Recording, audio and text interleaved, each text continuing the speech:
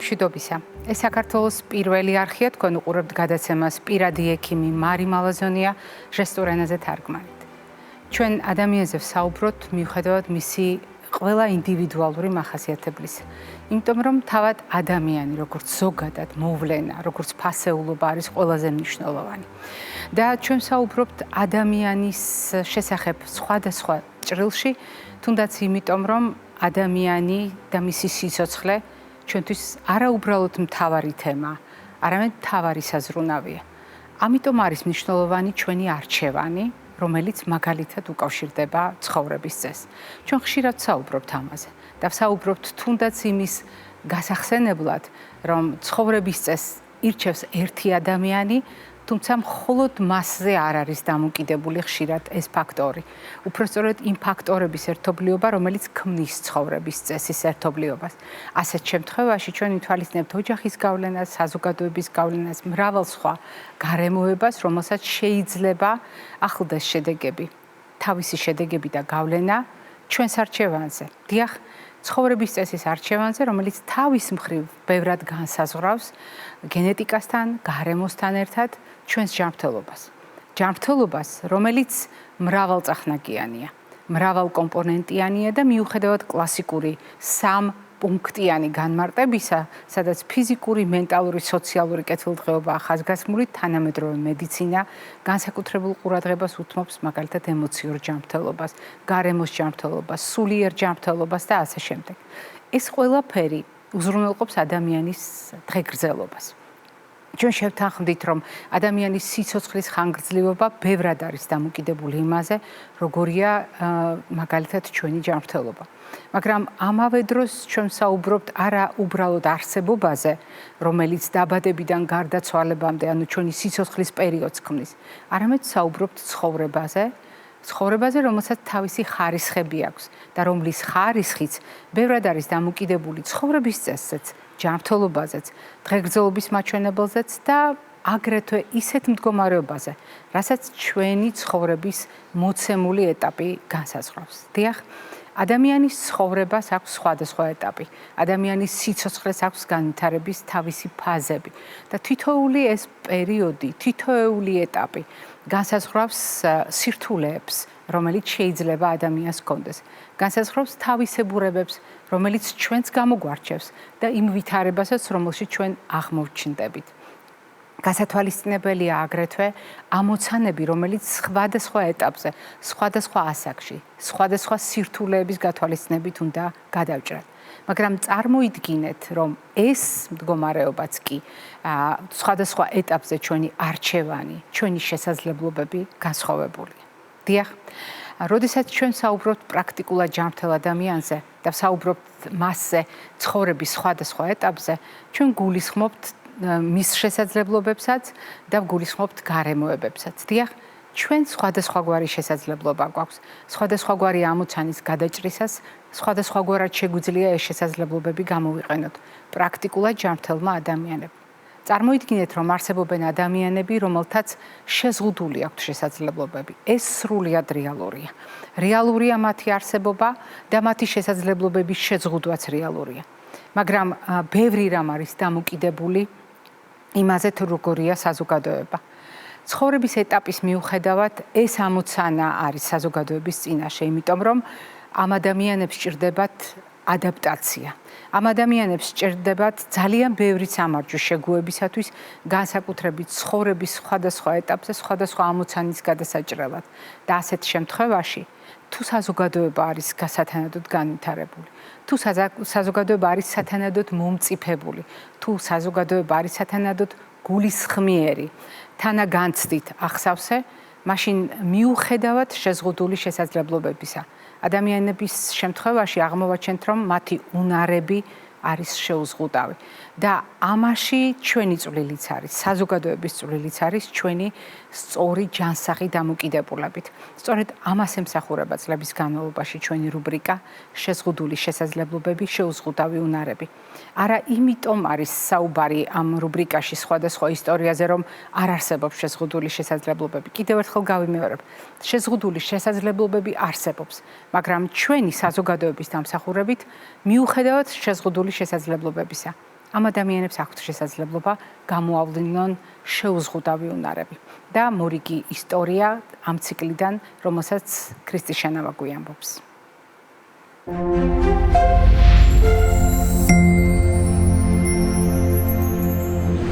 ჩვენ თვითონ ვართ ჩვენი ბედის მჭედელი.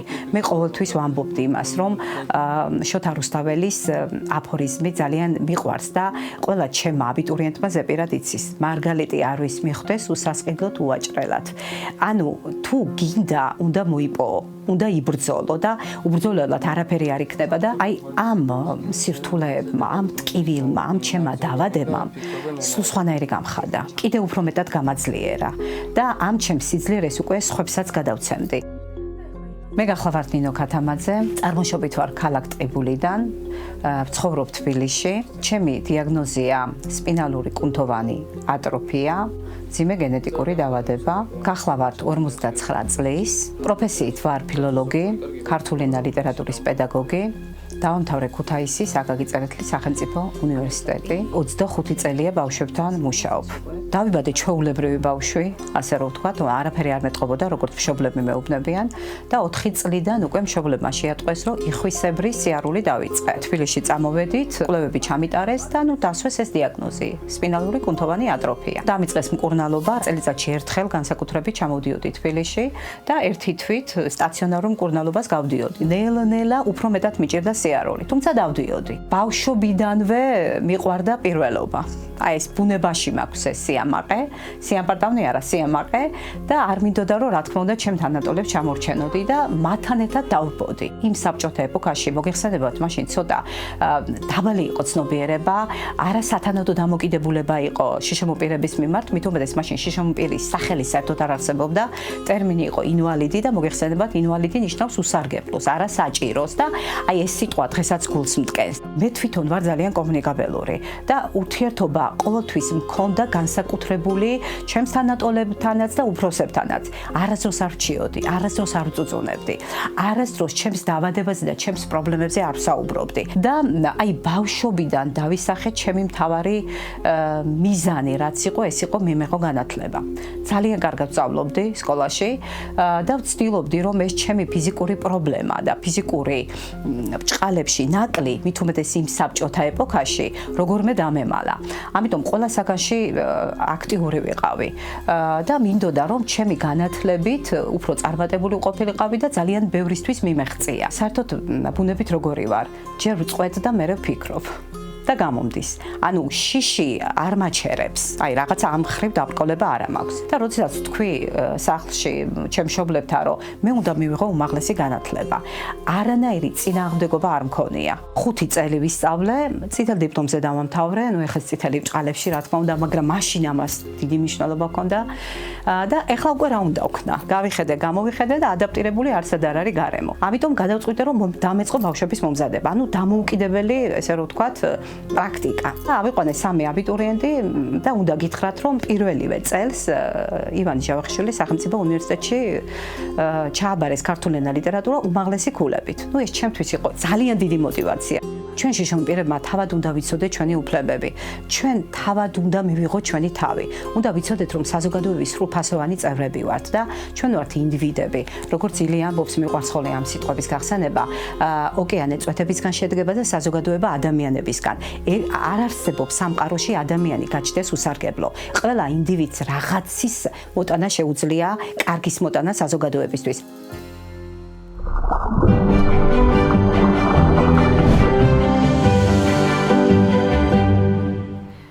ჩვენ საუბარს სტუმართან ერთად ვაგრძელებთ და ძალიან დიდი მზრუნველობითა და ყურადღებით საუბრობთ მოზარდების უროლოგიურ პრობლემებზე.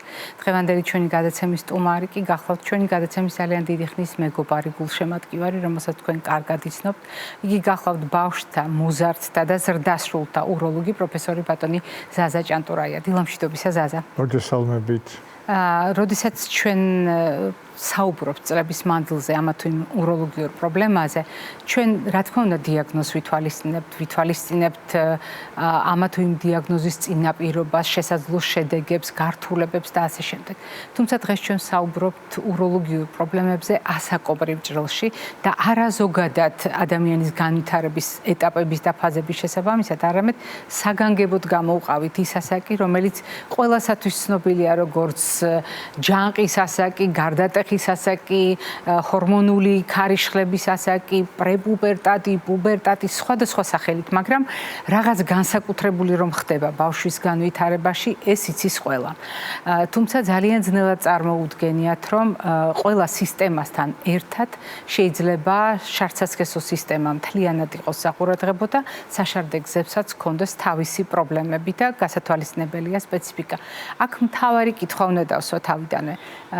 ლოგიკური და სწორია, როდესაც მოზარდობის ასაკი ცალკე გამოვყავით. მტკიცებითი მედიცინა გვეუბნება, რომ ეს საყურადღებო ფაზაა. ზოგადად ალბათ არა, მაგრამ თუ კი საქმე გვაქვს ქრონიკულ თანაყოლილ ანომალიებთან, ვთქვათ, როგორც არის მიელომენინგოცელი ნეიროგენული დისფუნქცია, ვთქვათ, ძალიან იშვიათია საბედნიეროდ, ვთქვათ, არის ესეთი იშვიათი უროლოგიური პათოლოგია ბიჭებში, უკანაურებლის სარქლები. ესე ბავშვებში ძალიან მნიშვნელოვანია, იმიტომ რომ ეს ასაკია, რომ საიდანაც იწყება სამწუხაროდ უფრო მეტი პრობლემები. იგივე თირკმლის უკმარისობის თუ კი რაღაც მინიმალური ფორმა არის ბავშვობაში, ტანის ზრდასთან ერთად და წონის მატებასთან ერთად, რა თქმა უნდა, უკვე თირკმელი ვეღარ აუდით, როგორც ესე უარესდება თირკმლის უკმარისობის მომენტებიც, ასე რომ ბავშვობიდან ქრონიკული უროლოგიური თუ ნეფროლოგიური პათოლოგიების შემთხვევაში ეს ძალიან საყურადღებო ასაკია. თორე ზოგადად, რა თქმა უნდა, არაფერი, მოდით შევხედოთ შვიდად ყველაფერს. თუმცა რაღაცის დათვალისწინება, რა თქმა უნდა, საჭიროა. აი, მოდით ასე შევხედოთ. ერთი მხრივ არ გაუსვათ ხაზი, თუნდაც მოზარდების ინტერესიდან გამომდინარე, რომ მათ თავს რაღაცა განსაკუთრებული ხდება. ეს ძალიან მნიშვნელოვანია. და მეორე მხრივ მშობლების ინტერესიდან გამომდინარე, იმიტომ რომ მშობლებიც ხომ განსაკუთრებით ღელავენ და ყველაფერზე ღელავენ მშობლები და ეს ბუნებრივია. ეს თითქოს ჩვენი ყოველდღიურობის აუცილებელი შემადგენელი ნაწილია, მაგრამ თავისებურებებზე, როდესაც საუბრობთ, ეს ის ფაზაა, როდესაც ბავშვები სქესობრივი მომწიფების დამსახურებით ფორმირდებიან როგორც ქალი, როგორც კაცი და აი ეს თავისებურებები არის თუ არა სქესობრივი ნიშნით გასათვალისწინებელი ოჯახისთვის პირველ რიგში იმისთვის, რომ დაეხმარონ მერე შვილებს. ვთქვათ, ესეთი რაღაცა, რომ გავყოთ ეს პრობლემა, პრობლემებად, ვთქვათ, ერთს ხა თირკმელების და თირკმლის ფუნქციის პრობლემა ამ შემთხვევაში ჯამთელ მოზარდებში არა აქტუალურია, გადავწიეთ უგან. ეს არის მოშარდის ფუნქცია და ეს არის ბიჭებში სქესობრივი სასქესო ორგანოები. იცით, ხა ასაკთან ერთად უნდა გაიზარდოს შარდის ბუშტის მოცულობაც და შესაბამისად აი მოშარდის აქტი როგორია საყურადღებოა ხა თქვა ხშირი სირბილი ტუალეტში არანორმალურია რა თქმა უნდა ისევე როგორც დღეში ერთხელ ტუალეტში შესვლაც ესეც მოსაშარდად არანორმალურია. ამიტომ თვალშისაცემი იქნება ხშირი სირბილი ან პირიქით ძალიან ბავშვები ხარ ზოგიერთი მოყავს რომ იღვიძებს და ტუალეტში არ შედის. ნუ ხა ცოტა უცნაურია, მაგრამ ნუ ხა ეს შეიძლება იმდენად უროლოგიური არ იყოს, ეს იყოს ფსიქოლოგიური ან ბავშვი უნდა მიეჩვიოს რაღაც უნარებს ჩვენ ვსწავლობთ ცხოვრების განმავლობაში. ასე რაღაცა თუ არ გვასწავლეს, ესეც რაღაცა უნდა ასწავლო რა შეიძლება. მე ვისარგებლებ შემთხვევით და ჩვენ გვაქვს მაყურებლისგან თქვენ რა კი ეს თემა წამოწიეთ, მეცნო ეს თემა, იმიტომ რომ მაყურებლისგან გვაქვს ჩვენ ვიდეო შეტყობინება, უпростоრად აუდიო შეტყობინება და აი ამ აუდიო შეტყობინების შინაარსიც დაახლოებით ასეთია და ძალიან მნიშვნელოვანია რომ ამ კითხვებს ჩვენ ვუპასუხოთ, იმიტომ რომ ჩვენს გადაცემას ასეთი ტრადიცია აქვს. მოდით ერთად მოვუსმინოთ მაყურებელს და შემდეგ თქვენ მოგიწევთ უპასუხოთ მას. გამარჯობათ, მყავს ორი მოზარდიშვილი, 14 წლის ვაჟი და 11 წლის გოგონა. და-ძმას ერთმანეთისაგან განსხვავებული ცხოვრების წესი აქვთ. მაგალითად, სხვადასხვანაირია მათი ფიზიკური დატვირთვა, ძილის რეჟიმი, საყვარელი საკვები, თუმცა როგორც ყველა მოზარდი, ორივე დიდ დროს ატარებს ეკრანთან. ერთ ფაქტს დავაკვირდი. საათობით ცხედან კომპიუტერთან ან ტელეფონით ხელში და ძალიან იშვიათად შედიან ტუალეტში მოსაშარდად. მაინტერესებს არის თუ არა ეს საყურადღებო მოზარდის ჯანმრთელობისათვის. წინასწარ გიხდით მადლობას. მადლობა მაყურებელს. აღმოჩნდა რომ ეს კითხვა არის ძალიან ბევრი მშობლისათვის აქტუალური. მათემატიკური კუთხით გავაანალიზებ, ვთქვათ, სადღაც 13-14 წლის ბავშვის ბუშტის ტევადობა უნდა იყოს 300-400 მილილიტრი. თუკი დღეღამური დიურეზი სტანდარტულად არის ლიტრა 200, რაც მეტი ბავშვებს არ აქვს ხოლმე. ანუ ამდენს შარდავს. ხო, დღეღამის განმავლობაში გამოყოფს ლიტრა 200 და ტევადობა არის 300 და 400, ეს უნდა გადიოდეს ტუალეტში უნდა შედიოდეს 3-ჯერ ან 4-ჯერ. შესაბამისად დილით, მაგრამ აი ეს აუცილებელი რაც უნდა მშობელმა ასწავლოს თუ ბავშვს არ აქვს, რომ აძიება ბავშვი შევიდეს ტუალეტში, ძილის წინ აუცილებლად უნდა შევიდეს, ერთი ან ორი შესვლა უკვე მისი ცოტა თუ ბავშვს პრობლემა არ ეჩვენება, რა თქმა უნდა, მაშინ ვიძახით რომ არა უშავს.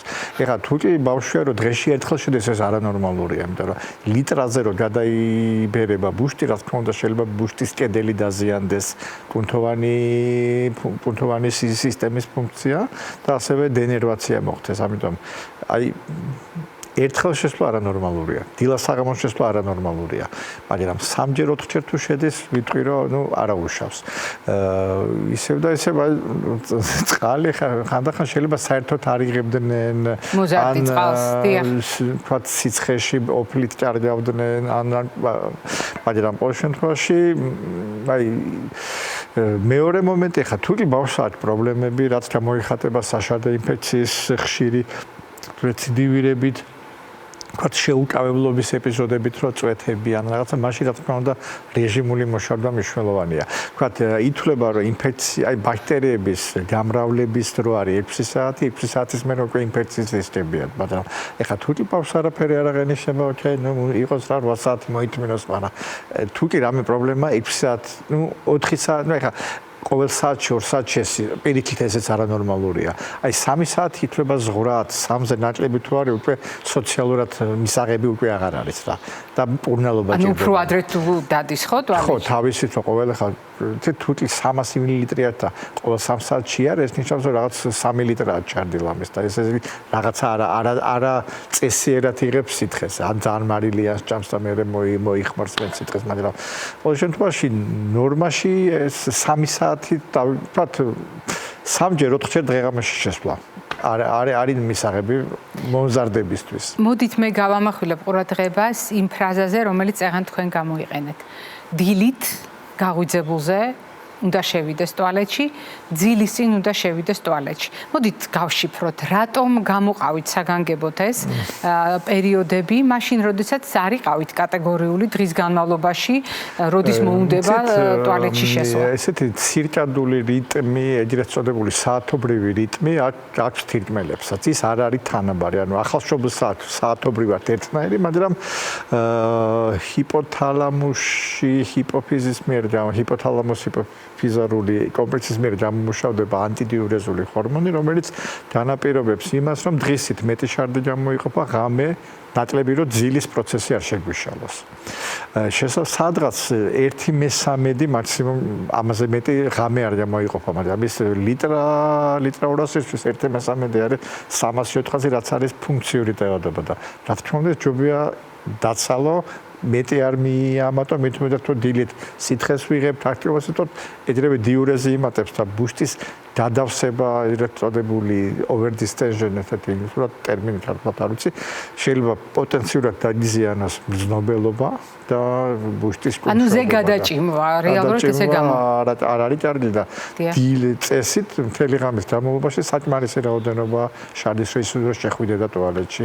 ხა ეს არის ბევრ ბავშვებში არის ცუდი შვება, ეზარება. უბრალოდ რაღაცა დისკომფორტად განი ან ისე გართულები არიან რომ ხშირ შემთხვევაში გადაავადებენ ხოლმე მოითმენენ არ შევლენ იცით ეს დილას ეს არ ეხება დილით სანამ დაიწყებს რაღაცა თავის გაჯეტებთან აქტივობას შევიდეს და მე რაც უნდა ისნას საგამოსაც ისიც სავსებუშით რომ იძინებ და კიდე 300-400 მიემატა ბუშტი ძალიან ჯადავსებულია და ან ღამე გააღვიძებს ამიტომ ჯობია დაცალოს და მშვიდად იძინოს მე ესეც მე ძალიან მომწონს თქვენი ეს რეკომენდაცია მით უფრო თუ მშობლები ამას გაითვალისწინებენ და გაითვალისწინებენ იმისთვის რომ როგორც ჩვევა სწორად ჩამოაყალიბონ ბავშვებში, იმიტომ რომ ადრეულ ასაკში ჩამოყალიბებული ეშევა რომ გაიღვიძა პატარა მოშარდა, ძილის წინ აუცილებლად მოშარდა, ეს განმეორებითი რიტუალი თუ იქნება ოჯახში სისტემატურად. ამაზე ღამე ეზარებათ ადრეულ ტუალეტში მშობლის ზარით ზუსტად ამას უკავშირდებოდა, იმიტომ რომ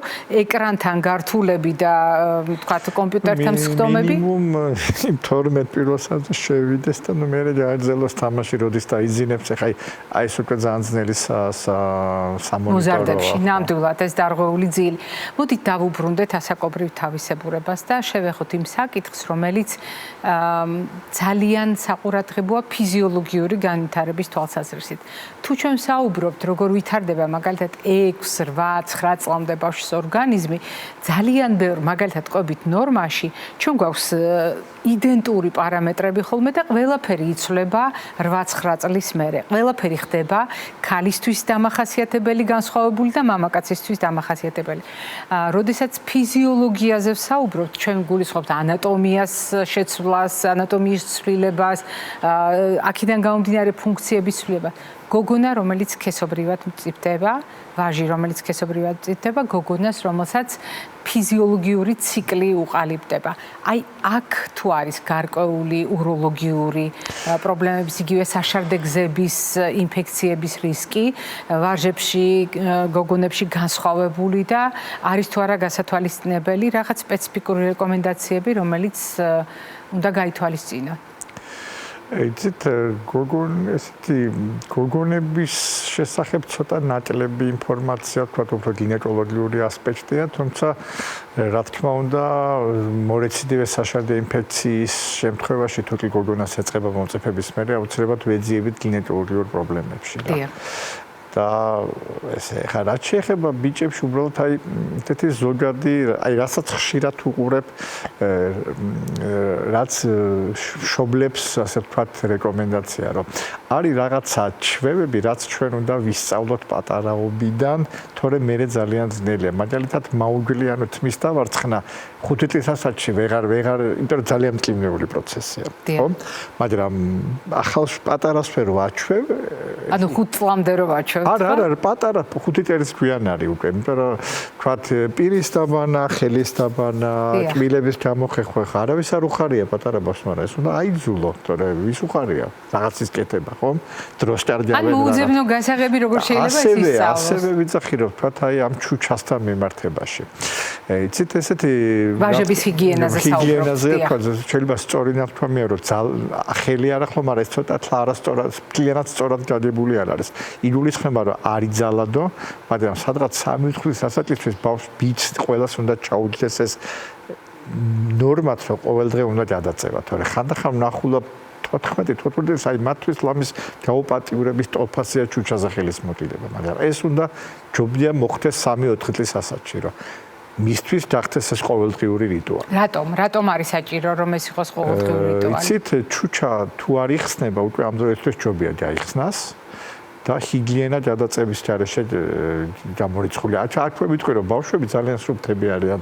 რო არ დაბანო 1 დღე, 2 დღე არაფერი, მაგრამ სქესობრივი მომწიფების თანავე უკვე იწყება ეს ოფლისუნი, იმისუნი, ამისუნი, სმეჯმა, ესეთი უხვის სმეჯმა, ასე რომ ეს ჰიგიენა უკვე აი ყოველდღიური ჰიგიენა უკვე აუცილებელია, ხო?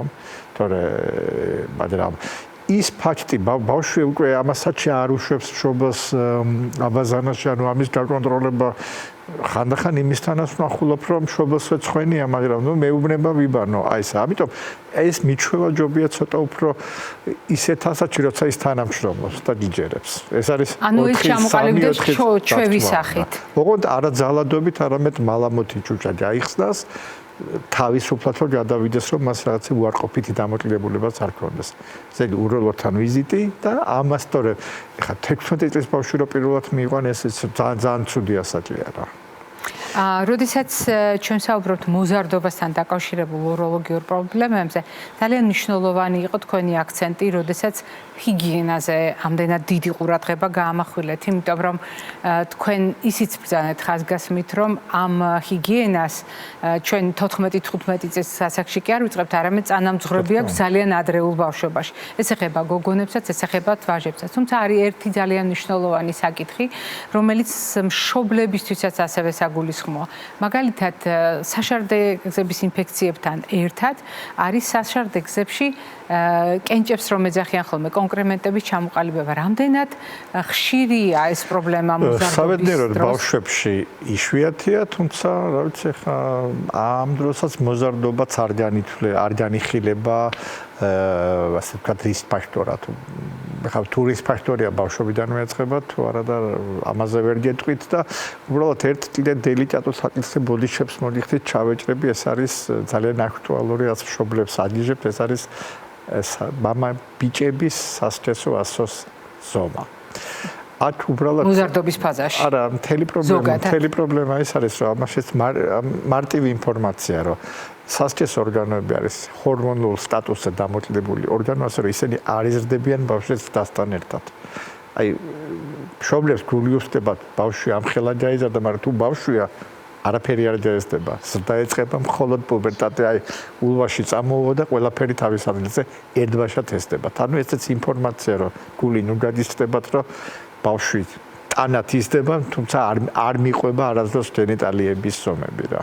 მაგრამ ეს ნორმალურია, იმიტომ რომ ეს არის ბავშვი, მას ჰორმონულ კასტრაციულ სტატუსი აქვს ამ დროს, ასე რომ როგორც კი ჰორმონები წამოვა პუბერტატის ასაკში, რა თქმა უნდა, ეგრევე ყველაფერი გაიზრდება და დაეწევა რაც საჭიროა იმას.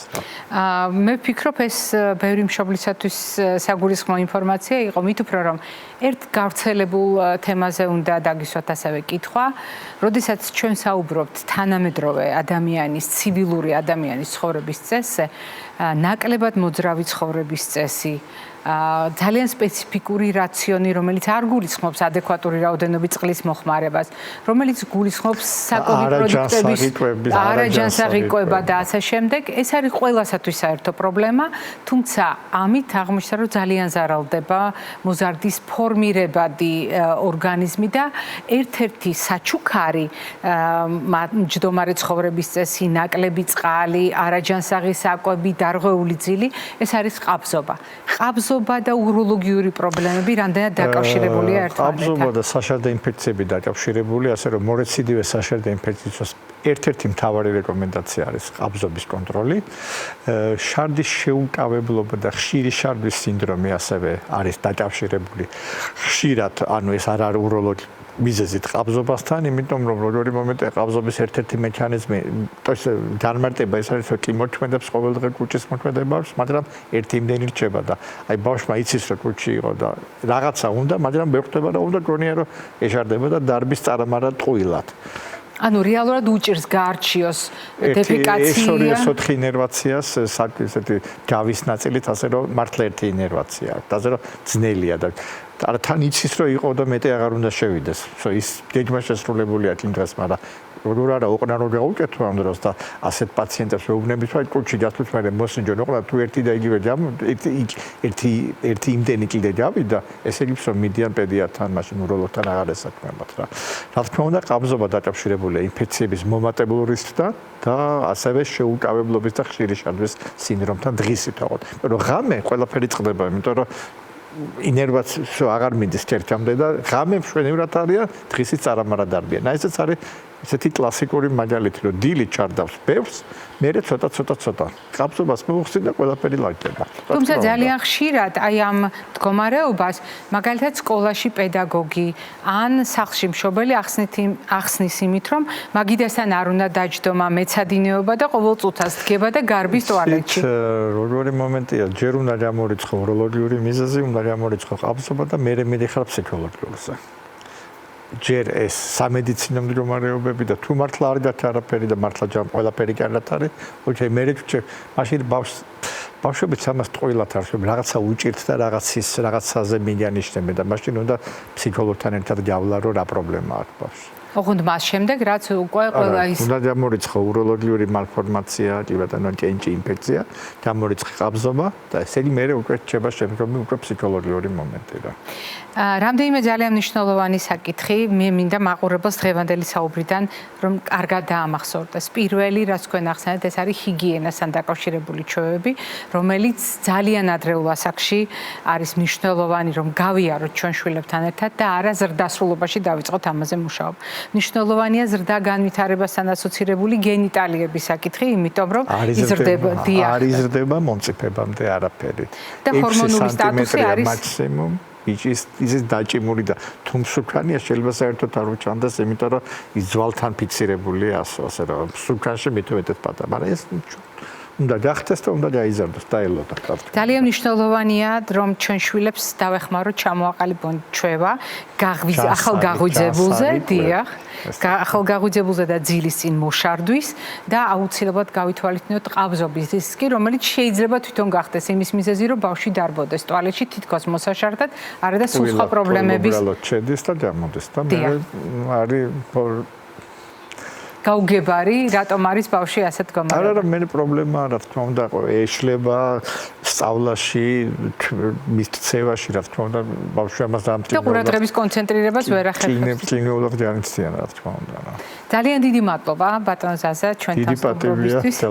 ჩემთვისაც ძალიან დიდი პატივია ყოველთვის თქვენი სტუმრობა და ძალიან ბევრი პრაქტიკული ინფორმაცია მე ვფიქრობ მშობლებისთვის იქნება საყურადღებო. მაყურებელს შევახსენებ დღევანდელი ჩვენი გადაცემის სტუმარი გახლდათ ბავშვთა მოზარდთა და ზრდასრულთა უროლოგი პროფესორი ბატონი ზაზა ჭანტურაია. მე არ გემშვიდობებით, წინ კვებითი შუქნიშანი გველოდება.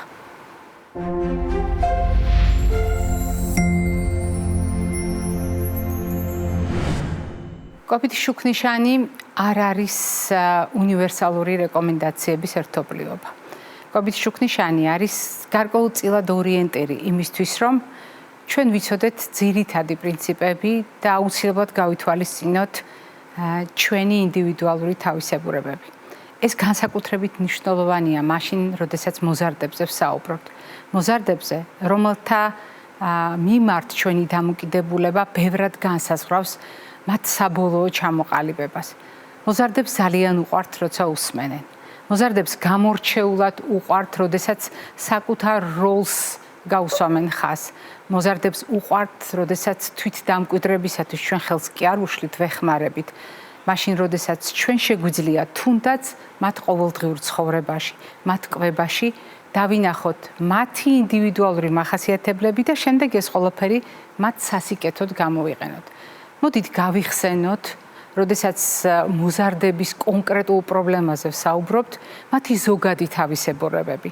თავისებურებები, რომელიც უკვე დიდი ხანია არის მედიკოსთა განსჯის საგანი, თუნდაც იმიტომ, რომ ეს არის განსაკუთრებული ფაზა, როდესაც თითქოს სრულდება ბავშვობა და ჯერ არ დამდგარა ზრდასრულობა.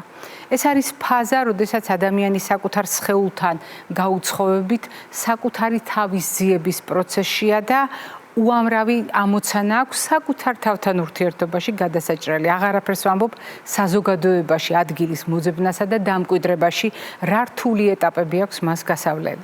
კიდევ უფრო მნიშვნელოვანია ცხოვრების წესი, რომლის არჩევაში საკუთარ სურვილთან ერთად, რასაკვირველია, უპირველეს ყოვლისა ითვალისწინებს არა მშობლების რეკომენდაციას, არამედ თანატოლთა გავლენას.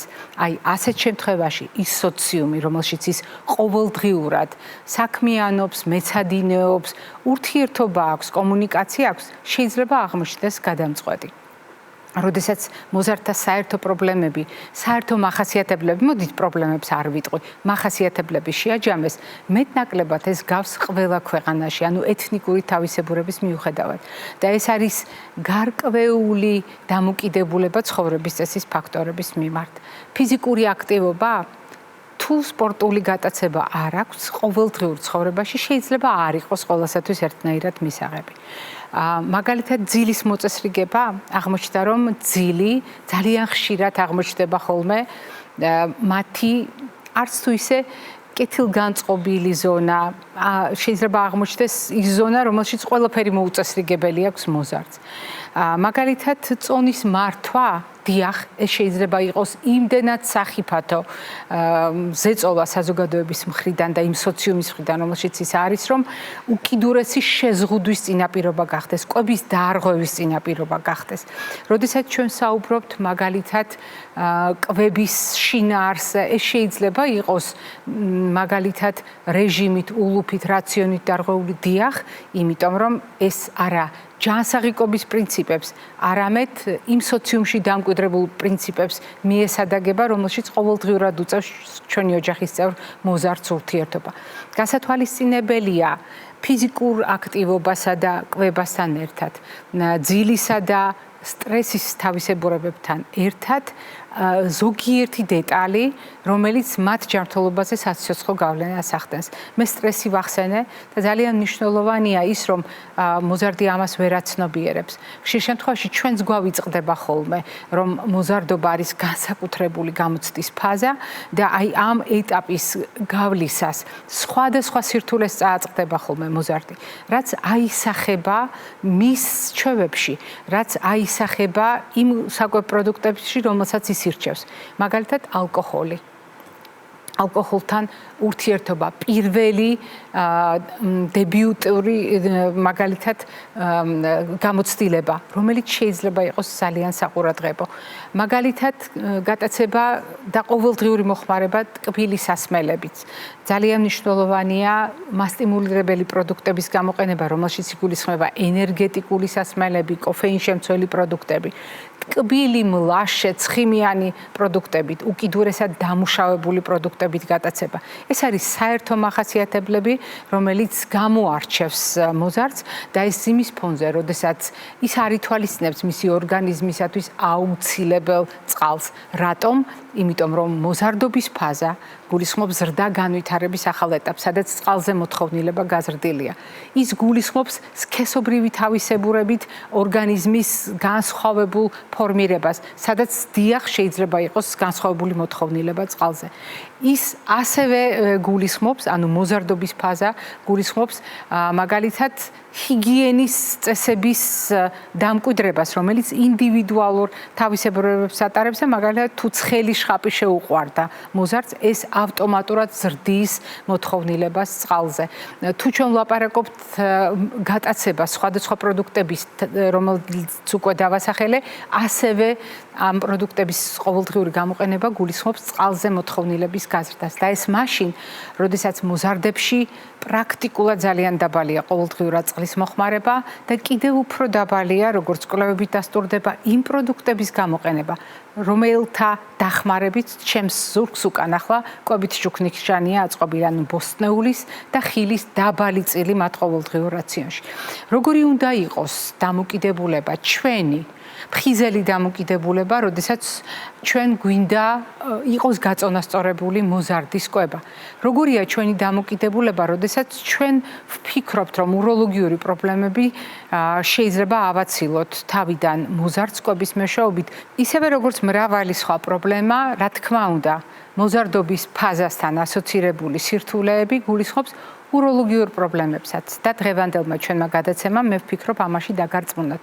თუმცა თუ კვების ენაზე ვთარგმნით ამ ყველაფერს, ჩვენ შეგვიძლია მოვძებნოთ გასაღები, რამდენიმე გასაღები, რომელიც განსაკუთრებით მნიშვნელოვანია, როდესაც ვიხსენებთ სულ ცოტა ხუთი ფერის, ხუთი ჯგუფის პროდუქტს. ანუ იმ რაციონს, უпростоრად რაციონის აგების იმ პრინციპებს, სადაც გასათვალისწინებელია ყველა საკვები ჯგუფი და სადაც ამ საკვები ჯგუფების ურთიერთშეხამება განსაზღვრავს აუცილებელი საკვები ნივთიერებების მოხმარებას მოზარდისთვის. თუ ჩვენ საუბრობთ კიდევ უფრო დეტალურად, მაშინ ცისარტყელა აღმოჩნდება თეფშზე. ცისარტყელა მრავალფეროვნება პროდუქტებისა, რომელიც გულისხმობს არა უბრალოდ ფერად-ფერადი საკვები პროდუქტების ჩართულობას მოზარდის რაციონში, არამედ მრავალგვარი ნივთიერების ჩართულობას და ფერთან დაკავშირებული ეს ნივთიერებები ზუსტად ის კომპონენტებია, რომელიც ანტიდამჟანგავების სახელით არის ცნობილი. ანუ ცისარტყელა თეფშზე, ანუ მრავალფეროვნება პროდუქტებისა, ეს არის სიუხვე ანტიოქსიდანტებისა, რომელიც ძალიან სჭირდება მოზარდს ყოველდღიურ რაციონში. არ უნდა დაგვავიწყდეს ასეთ შემთხვევაში განსაკუთრებული პრინციპები, რომელიც ეტევა ჰარვარდის თეფშზე.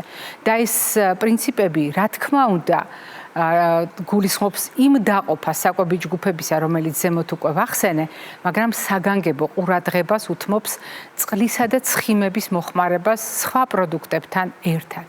ეს რეკომენდაცია განსაკუთრებით აქტუალურია მოზარდების შემთხვევაში და განსაკუთრებით აქტუალურია მაშინ, თუ უროლოგიური პრობლემები უნდა ავიცილოთ თავიდან. წყლის ადეკვატური მოხმარება, საშარდე გზების ინფექციებისაგან თავდაცვის ერთ-ერთი საუკეთესო საშუალებაა პროფილაქტიკური საშუალება და შემდეგ არსებული პრობლემების შემთხვევაში უკეთ მართვის, უკეთესი გამოსავლის წინაპირობა. ამიტომ წყლისა და ცხიმის გათვალისწინება მოზარდის კვებაში საგანგებოდ არსებითია. მაგალითად, როდესაც წყალზე ვსაუბრობთ, წყალუხვი პროდუქტების გამოყენება. რასაკვირველია, აქ საკუთრივ სასმელი წყალიც უნდა ვიგულისხმოთ და ყველა ის პროდუქტი, რომელიც ჩვენს ორგანიზმში მოხვედრის შემდეგ ძალიან დიდი რაოდენობით წყალს გვაძლევს. აქ მითითებული პროდუქტები, კიტრი იქნება ეს, ისპანახი, სხვა მწვანე-ფოთლოვანი მცენარეები, პრაქტიკულად 90% წყლის შემცველია და აი ეს გვაძლევს საშუალებას წყლის არ მიღების შემთხვევაში ან წყლის არასათანადო მოხმარების შემთხვევაშიც კი მოზარდმა შეივსოს მოთხოვნილება წყალზე. კიდევ უფრო მნიშვნელოვანია იმის გათვალისწინება, რომ მოზარდებს სჭირდებათ ცილა. აუცილებლად სჭირდებათ ცილა, არა უბრალოდ ორგანიზმის შენებისთვის, არა მხოლოდ ფერმენტებისა და ჰორმონებისათვის, არამედ იმუნიტეტისთვის და შესაბამისად ნებისმიერი ინფექციებისაგან დასაცავად. შესაბამისად ადეკვატური უზრუნველყოფა სხვადასხვა წარმოშობის, როგორც ცხოველური, ასევე მცენარეული წარმოშობის ცილით, მათ ორგანიზმს ძალიან სერიოზულ თავდაცვას მიანიჭებს. ისევე როგორც აუცილებელი ცხიმოვანი კომპონენტები და ცხიმის შერჩევა აქ არსებითია, იმიტომ რომ სწორედ ჯანსაღ ცხიმებს შეგვიძლია დაიცვას მოზარდის ორგანიზმი ანთებისაგან და ანთება გახლავთ ყველა პრობლემა, რომელსაც თუნდაც მოზარდთა უროლოგიური დიაგნოზის მიღმა მოვიაზრებთ. კიდევ უფრო საყურადღებო გახლავთ მაგალითად დამოკიდებულება ანთების მიმართ თუ ამას პროდუქტების ენაზე ვთარგმნით და არსებობს ანთების საწინააღმდეგო პროდუქტების ჩამონათვალი, რომელსაც ჩვენ ხშირად გიზიარებთ. გიზიარებთ თუნდაც იმიტომ, რომ ეს რეკომენდაცია ძალიან მაღალი სანდოობის სამედიცინო სკოლის, ჰარვარდის სკოლის მიერ არის შემოთავაზებული და გიზიარებთ იმიტომ, რომ სწორედ ამ ტიპის პროდუქტების სისტემატური გამოყენებით ჩვენ შეგვიძლია ავტომატურად შევამციროთ ანთების რისკი, მაშინ, როდესაც გულსის ზახვთა დაავადებებზე ვსაუბრობთ. მაშინ, როდესაც სიმსუქნეზე ვსაუბრობთ, მაშინ, როდესაც უროლოგიურ პრობლემებზე ვსაუბრობთ, მით უფრო მოზარდებში. და გასათვალისწინებელია ასეთ შემთხვევაში, როდესაც ჩვენ ვსაუბრობთ წონასწორობაზე, სხვადასხვა ტიპის წონასწორობა, ნებისმიერი სახის წონასწორობა, რომელიც გულისხმობს წონასთან დაკავშირებულ სტაბილურობას და მოზარდები, რომლებიც სტაბილური წონით გამოირჩევიან, ძალიან უხერხულია ასე ფორმულირება წინადადების, იმიტომ რომ მოზარდობა ნიშნავს განვითარებას და შეუძლებელია ორგანიზმის ზრდა განვითარებასთან ერთად ყოველთვის ერთი და იგივე წონაზე იყოს მითითება და რეკომენდაცია. თუმცა ჩვენ ვლაპარაკობთ ასაკის შესაბამისად და ასეთი სქემები და ცხრილები არსებობს საგანგებოდ ბავშვებისა და მოზარდებისათვის სპეციალური პერცენტილები, როდესაც სიმაღლისა და წონის შესაბამისობა ასაკის კონტექსტში არის გასათვალისწინებელი. ისევე, როგორც გასათვალისწინებელია აქ მჟავატუტოვანი წონასწორობა, რომლის დარღვევის შემთხვევაშიც ჩვენ მაღალი რისკი გვაქვს, რომ საშარდე გზებში სხვადასხვა კონკრემენტი ჩამოყალიბდებს კენჭებს და ქვიშას და სილას, რომ ეძახიან ხოლმე საზოგადოებაში. ხოლო რაც შეეხება ნაწლავს და ნაწლავის ჯანმრთელობას, ეს არის ჩვენი ორგანიზმის ზოგადი წონასწორობის აუცილებელი წინაპირობა. ჩვენ შევთანხმდით, რომ ნაწლავი ეს არის სახელმწიფოში და ამ ფრაზას მე წლების მანძილზე ვიმეორებ, თუ არა 10 წლეულების, მაგრამ მოზარდის შემთხვევაში, მაშინ, როდესაც საშარდე გზების პრობლემებზეა საუბარი, მაშინ, როდესაც უროლოგიური პრობლემების თავიდან აცილებაზეა საუბარი სქესის მიუხედავად, გადამწყვეტი მნიშვნელობა შეიძლება ჰქონდეს ნაწლავის ჯანმრთელობას, ნაწლავის წონასწორობას, რომელიც გვინდა თუ არ გვინდა, ყველა სისტემასთან არის დაკავშირებული და მათ შორის უროლოგიურ პრობლემებთანაც. ეს იყო დღევანდელი ჩვენი რეკომენდაციები. მე ამით გემშვიდობებით ჯანმრთელობას და დღეგრძელობას გისურვებთ.